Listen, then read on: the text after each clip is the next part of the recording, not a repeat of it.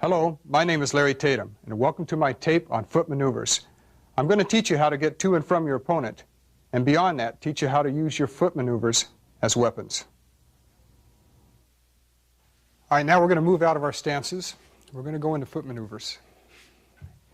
And if your stances are legible, like we talked earlier, then you're ready for foot maneuvers. Now, foot maneuvers is not as easy as it would sound, moving from one place to another.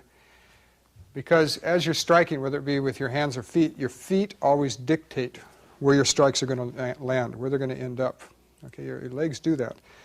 So as we go through the foot maneuvers, I want you to remember that. It's very important. And if you have trouble with them, review the tape, review the basic stance tape before you get into this. All right, first maneuver I'm going to work with is called a step through. We're going to do a step through forward and a step through reverse. I'm going to give you two versions of it. I want you to learn them both because they both have their value. Okay? You've got to remember that every move has a consequence. And if you know that, then you know when to use that particular move. And we'll get into this as we go on to other tapes as well. Now let's start from a right neutral bow. That means that my right leg is forward. My weight is evenly distributed on my feet. The depth is what? It's knee to heel. The width is determined by toe to heel. My feet are on a 45-degree angle, and my shoulders also follow that angle. So now we want to maneuver from this stance, but not really lose it. So if I want to maneuver forward, I open my foot and I step through. But what am I stepping through? Through what? Well, if you analyze it, you take a look at your front foot, your front guard. It's like that you're a fortress. And I did a tape in a castle in England where I compared our body to that castle as a fortress. And in essence, this is what it is a fortress. You have your first line of defense, or your wall of defense, as the name of that tape was. But this is my first line of defense. And if I decide to step through it, that's what I'm stepping through, and I'm offering a new line of defense. Or if I step through in reverse. All right, now, using a step through means that I'm going to pivot on my front foot first, and then later it's going to be simultaneously with my rear foot stepping. But right now we're going to break it up. You pivot on the ball of your front foot. Then you step through. It's as simple as that. And you end up into a new neutral bow. In this case, we went from a right to a left neutral bow. In reverse, I move my front foot back and pivot, not on the ball, but on the heel. All right? Now, you say, well, it seems easier to learn it by pivoting on the heel and then going forward. All right, now I'm going to show you why I want you to pivot on the ball. Mr. George, would you step up, please? And give me a left neutral bow. Now I'm going to have Mr. George give me a straight right punch. That's what we'll use to deal with. And as he punches, I want his front foot on this little crack here in the floor. Go ahead and move up there. So that'll be our point of reference. Now, as he steps through and punches me, I'm going to step back into a right neutral bow and use a right inward block. All right? So as he punches, I'm going to pivot to that neutral bow, but I'm going to pivot on the ball of my foot. Go ahead. Now, as you notice, there's two conflicting motions at this point. The upper part of my body wants to go in this direction to block the punch. The lower half, pivoting on the ball, throws my hip and energy in that direction. It'll work, but I'm competing with myself, and you'll notice that I'm wide open, go ahead, for a kick from that position. Now, we go back to the same point of reference. If he shoots the same punch, shoot, and I pivoted on my heel, both top and lower half of the body are what? They're moving in unison, they're moving together in the same direction. So we have complete body focus on this block. And it also closes me up for that kick. It doesn't leave me open. It closes that kick. Now, if you make this a habit now, when we get into sparring, tournament fighting, and so forth, street defense, that is imperative. It's imperative now that you learn this.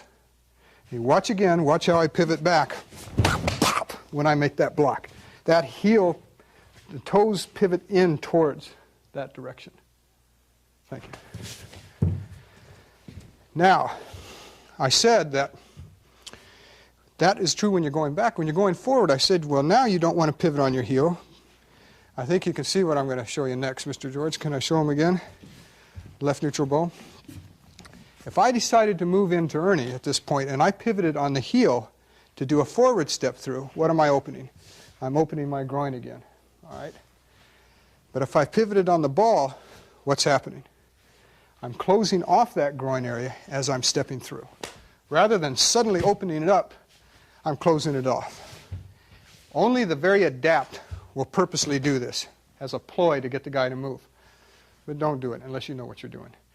When you go forward through your step throughs, you pivot on the ball. Thank you, Jimmy. Now, if you look at it, when I do it, I'm going to drop my hands. I'm in my neutral bow, a left neutral bow. I pivot on the what? The heel? No, I pivot on the ball. I step through, but I keep the small of my back tucked in, and that forces my rear end to what? Move with me and move underneath me. And you watch it again. This is my step through. It's as simple as that.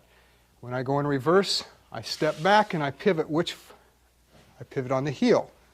As you get better, it actually turns more to the center of the foot, but we're going to use the heel right now. Okay, now with the help of Ernie, I'll show you how these step throughs are used, particularly if we're advancing and one is retreating. As I go forward, and again, or if he comes after me, I make sure that I'm covered now. Remember, when I turn back, I pivot on the heel. If he keeps advancing, again, I cover for that knee. And this is how you pivot when you're in these step throughs, whether going forward or reverse. Thank you, Ernie. Now, that's one method of doing it, and that is considered the more modern method used today. And you'll notice that as I step through, it's a straight line that I move on.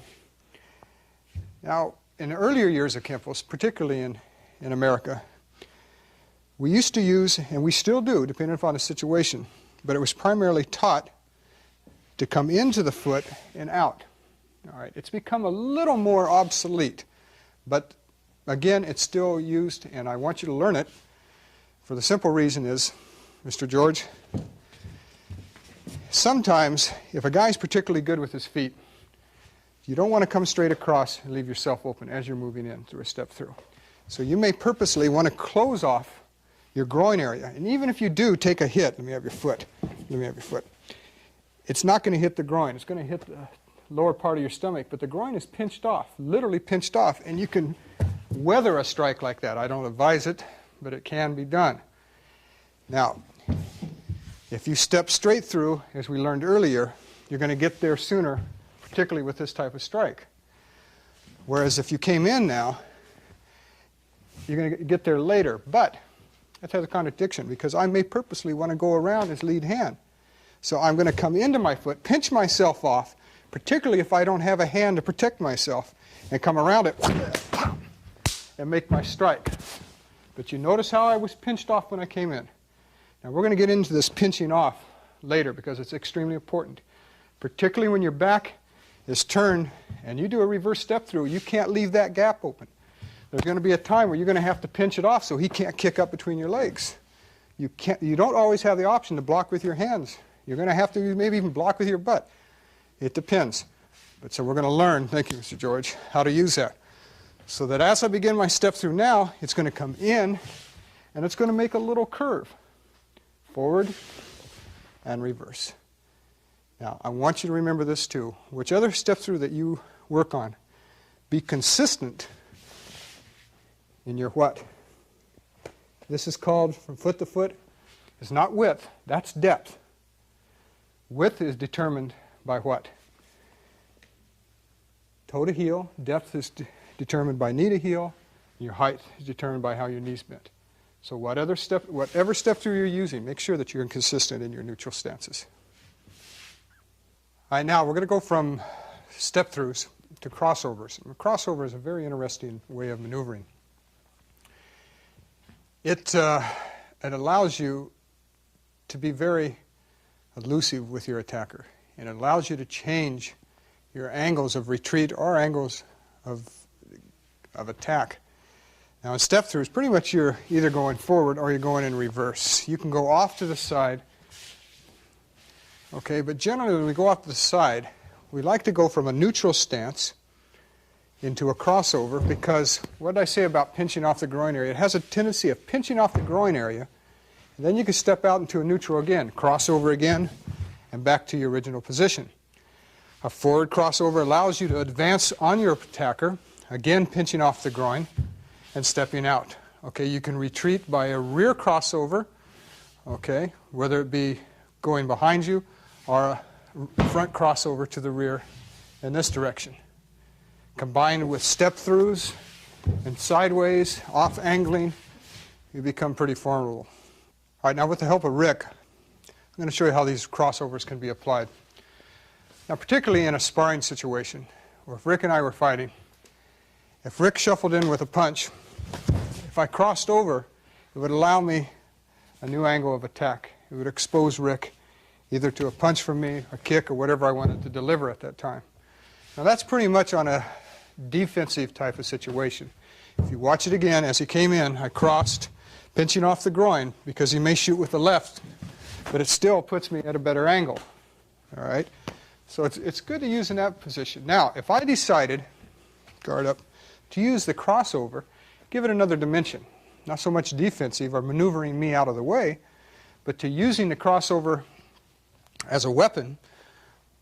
I could be working with Rick, and I can move in, get close enough to where I can use my foot and use it as a sweep. But now, if you look at this, all that was an exaggerated crossover. And if I decided to keep on stepping out, the stance itself, which is a neutral bow, becomes a weapon. All right, now, there is a point of no return that we use in Kenpo. And you might consider this line straight down between me and Rick. If I go past this line with too much forward momentum, then I better use something like a front crossover. Or if I'm not going to sweep with it, at least use it to minimize my openings and to negate his. Okay. Besides using it in a defensive, but using it in a more offensive situation, we have a point of what's called point of no return. That's a line in front of us. Now, when I did that first maneuver, I stayed back behind the line. So I wasn't really committed to going into finishing my crossover. But if I decide to cross that line of no return, my first sweep is no more than an exaggerated step as I begin to move to sweeping. Then if I keep stepping out, the neutral stance becomes a new weapon. I haven't even used my hands yet, or my legs as kicking, but I'm using my front crossover. Hold it there for a second, Rick. If I retrace my step, it was no more than this. That's all it was. Thank you, Rick. All right, now, if we start from a neutral position, and I decide to cross forward, and I unwind, the moment that I stop that crossover, it's no longer a crossover. It's a what? It's a twist stance, and we learned that earlier. Okay, if I stop it here, it's a twist stance, and then back to my neutral position. The next foot maneuver that I want to go over is called switching, and switching is no more than switching from one side, for instance, from a left neutral bow into a right neutral bow. Now, as you do this, you don't want to gain or lose any distance necessarily. But what you do want to do is to be able to shift from side to side without exposing yourself. Minimize your exposure. The safest way, I'm going to start with that first, is to bring your lead foot back to your back foot. Don't change your height. Then step out with the opposite foot into your neutral position. Now, that's the safest. If I step forward first and then back, it's fine for the more adept. But in the beginning, you're stepping right into somebody's action. Mr. George, can I use you on this? I need your help. For instance, I'm fighting Ernie, so I decide to switch my stance. But in switching, I step forward. Well, I'm walking right in to all of this action. And if I'm good enough, I may parry and block it. That's fine. But even so, you don't take unnecessary chances. Even the more adept don't do that. The safest way for me to do it is to step back, then forward. Or you can hop and do it. Hopping's fine, providing you don't get too high off the ground, because the moment you're off the ground, you're very vulnerable, especially the guy who's good at sweeping and using his legs.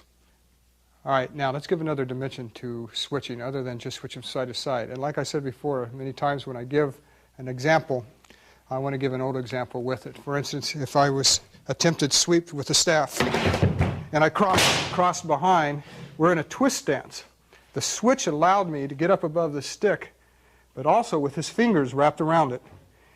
As I stomped it, what happened to his fingers down there? They also got stomped. And then if I move from my twist stance into what? Into a reverse bow, the stance itself becomes a what? A weapon. If I go a little further and I stomp with my heel, I'm in a cat stance. And there's the stances are becoming weapons again. All right, next foot maneuver I want to work on is called shuffling.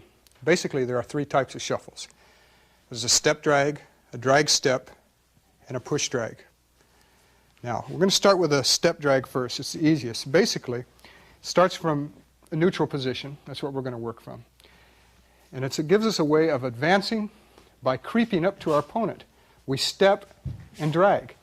And whatever I step with my front foot right now, if it's 6 inches, then you drag 6 inches. You can go 6 inches and drag all the way up and then step back out. So there's many ways that you can vary it. You look at it from the side view. You step, drag, that's all it is. And you maintain the same depth in your stance, unless you're purposely going up to here for a reason, which I'll show you how we'll use that in a minute. Now that's called a step drag. Step drag forward, step drag in reverse. Okay, now we have a drag step. Okay, this is where you drag your rear foot up and step with the front foot. Or drag your front foot back and step with your back foot. Those are called drag steps. All right, now we have a push drag, which is probably the most common. Now push drag is no more than stepping with the lead foot. And as you do it, you push off with the back foot. And you maintain the same depth, whether you're going forward or back. All right, and this is probably the fastest way to get you to your target. Rick, can I use you in this example here? Good. Put your right neutral bow. If I was far enough from Rick and I wanted to creep up to him, I can step, drag, gradually move back and forth with me. As he moves back, I can kind of creep in just a little bit. If I don't find myself getting there soon enough, I don't want to take too deep of a step, sweep me. Because before I drag that back foot, I may get swept. All right, now, so this is where I'm going to have to switch one of the shuffles. We started with what? A step drag, step drag. Instead of going deeper to get to Rick, I use a drag and then a step. Pop. Add it with a strike or whatever you want to do. All right, now, on my way out, I can use a drag and then a step. A step and then a drag. And break the knee. So we're going to employ this in many ways later on. Now the fastest one, put your guard up, is to use a push drag. And a push drag, like I said, is a step with a push with the back leg. And that allows you to get all of your body to where it should be all at once. Everything arrives there at the same moment, all at once. Okay, that's a push drag. If I'm too close and I'm getting tangled up and I want to get out in a hurry, I push drag. All right, now, I'm going to add another little foot maneuver that I do want you to practice. I call it creeping. In a way that you can creep up on your opponent is no more than what? Little twist stances, maneuvering in and out. Okay, it's for the more adept. But as Rick moves around, you find that you want to tease and break up the action. You use this creeping type of motion. Then you can step in, drag out, push drag, drag step, pop, whatever you need to do. All right, now let's go over hops. We have, well, there's three of them. We have hops, we have leaps, and jumps. And they're not the same. They all serve a different purpose, and the name tells you exactly what they are. Now, if you've been practicing from the previous lesson how to stand on one leg, you're going to see why it was important and why I was so adamant about learning that, because now we're going to learn to hop. And a hop is just that. You're hopping on the same leg. That's a hop. And you've got to be able to learn this, and I'll show you why. Rick, can I use your assistance on this?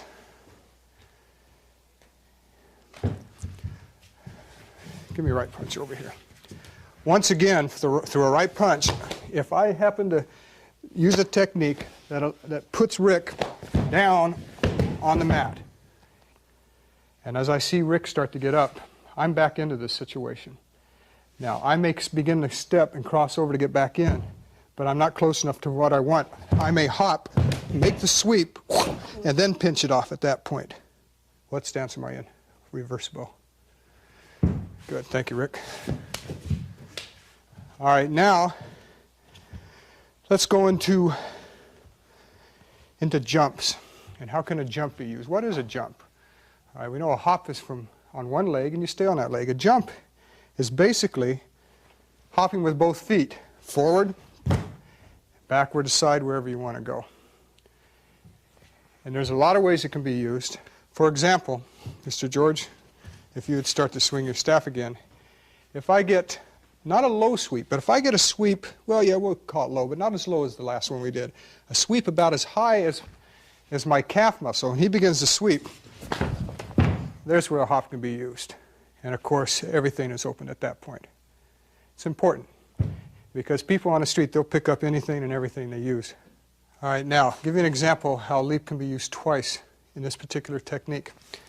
As Rick comes with his punch, bam, as I leap off to hit him, and I shove him on his face. Now, if I want to get over to his side as he starts to get up, and I may have to leap to do that. That's from one leg to the other.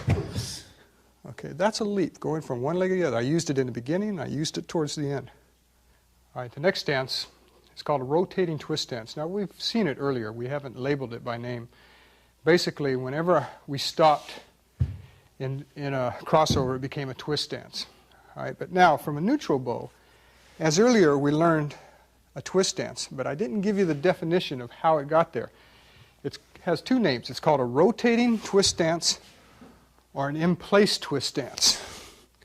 In any regard, it's an extremely deceiving stance, but it's very powerful. And you might say, well, how can a stance like that be powerful? I'll give you an example here. Mr. George, if I'm fighting my opponent and I shuffle in and punch him towards his face, but if he checks it and I can't hit here, the twist stance can roll right up on his back leg and break his ankle at this point where my arm keeps him checked.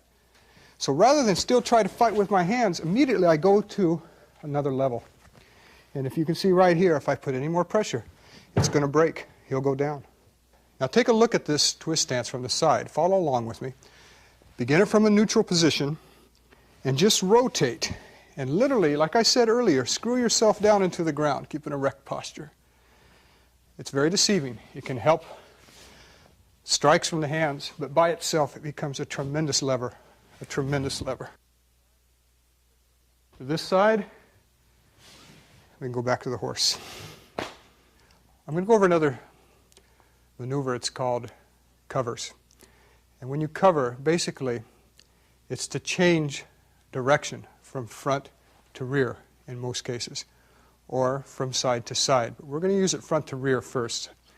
And basically, we're going to do it from a neutral position. If I'm going forward and I'm fighting somebody up here, and if I have an opponent behind me, and if I take my rear leg and slide over and turn into it, that's one way of doing it. I wouldn't advise it unless you have a lot of experience. Even then, be careful with it.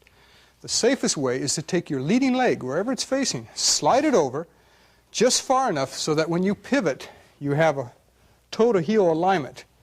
But now you're in a right neutral bow facing the opposite direction. And if I want to go back to where I was, I take my leading leg again, slide it over, and pivot back. With the help of Ernie George now, I'll show you how we're going to use this. All right, now, Ernie's facing this direction. I'm his opponent here. But he has somebody behind him. If he uses his rear leg to cover, go ahead. He's walking right into the action. And not only up there, but that's walking into the action too. His groin area. Go back to where it was. If he uses the lead leg, go ahead, then he's covering himself naturally, plus the groin area is not open. So he's moving away from my action rather than moving into it. Go back to where you were. Do it with the back leg. Go back to where you were. Use the front leg. Now you decide for yourself which one you want to use in combat.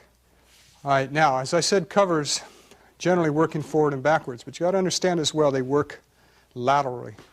And that's if I want to cover to that area, rather than using this leg and opening myself up, I'll use my back leg at this point and cover this way. I can cover by stepping back. Fool around with this. Work it out. See what it offers you. It's important to learn because we're going to be using this later on the other tapes when we get involved in more one fight. When we're fighting 3 or 4 guys, you're going to need this cover. There will be times where I will have you cover with the back leg. Right now I don't want you to. It's not safe at this point. But later on as you become more adept, a cover with the back leg can be used and is used. But right now, cover with the lead leg for the purposes of just switching from a front opponent to a rear opponent. The next foot maneuver is called a C-step. That's a common name for it, but basically it's no more than working on half a circle. And at this point in the tape, I wanted to start discussing the circle a little bit because we're really going to be covering this as we go further along. Wherever I'm standing, where I'm facing is considered 12 o'clock.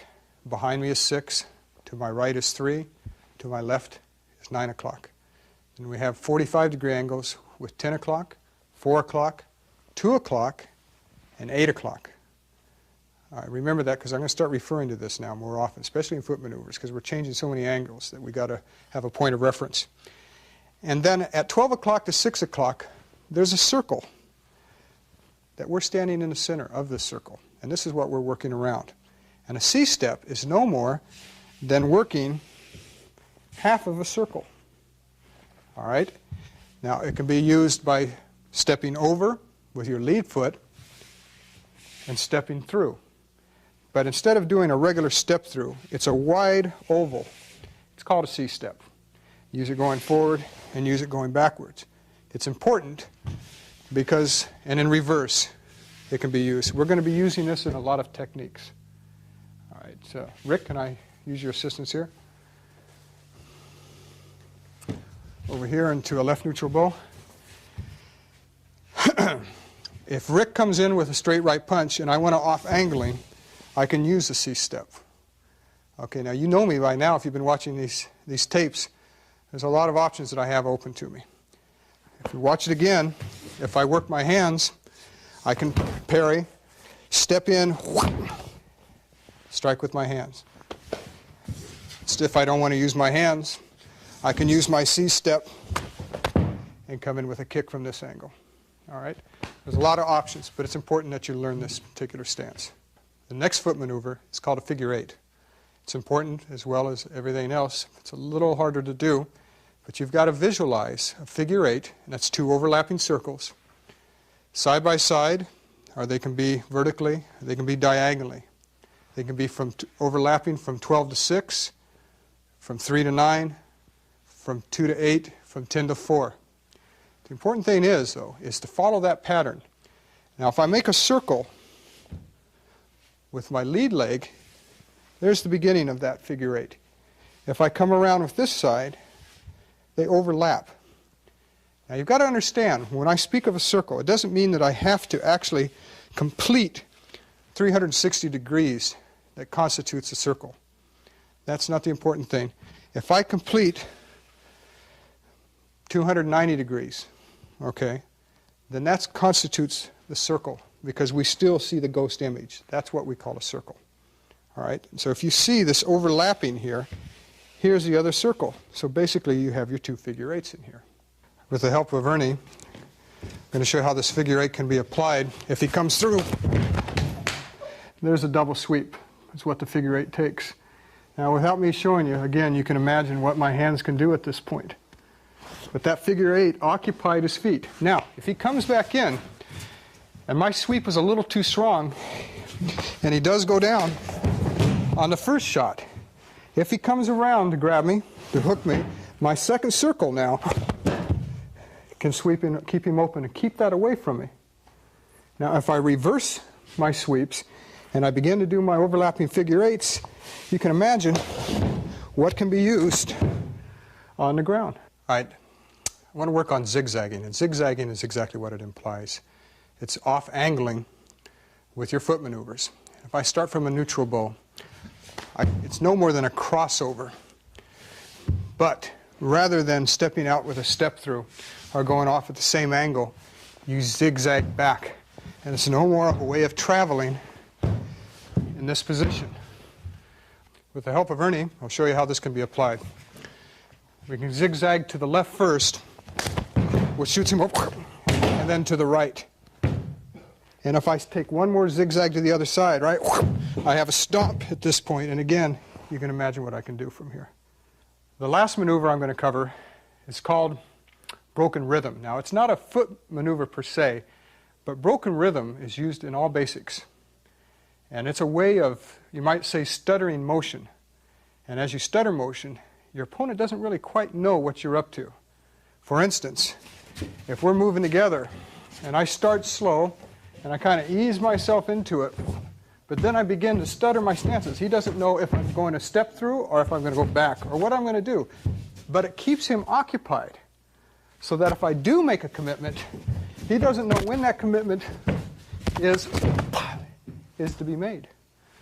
If you watch it, even with my hands, you never quite know when it's going to happen, but then until it's on top of you. Thank you, Ernie. Now, again, you can use this in any foot maneuver. I would begin in a neutral. It's part of a step and then a drag, and then a push drag maybe, or a drag step, and then a push drag in reverse. A partial, a halfway step through, and then a fake, and then back forward again. Part of a switch, but not quite. Part of a crossover, but then you changed your mind and you came back. Now, I'm talking about this now because we're going to be employing this later on throughout the tapes. So learn it, analyze it, see what I was doing. If you have to slow your tape down to pick it up, then do it. Good. In conclusion, your foot maneuvers, as I've shown, can be used from getting you from one target to another, from one point to the other, but I've also showed that they can be used as weapons. Remember this. If you're in a situation where your hands are injured, or for some reason they're tied up where you can't use your hands, you may have to rely upon your foot maneuvers. I'll give you an example, and you see at home some of them that I'm going to use.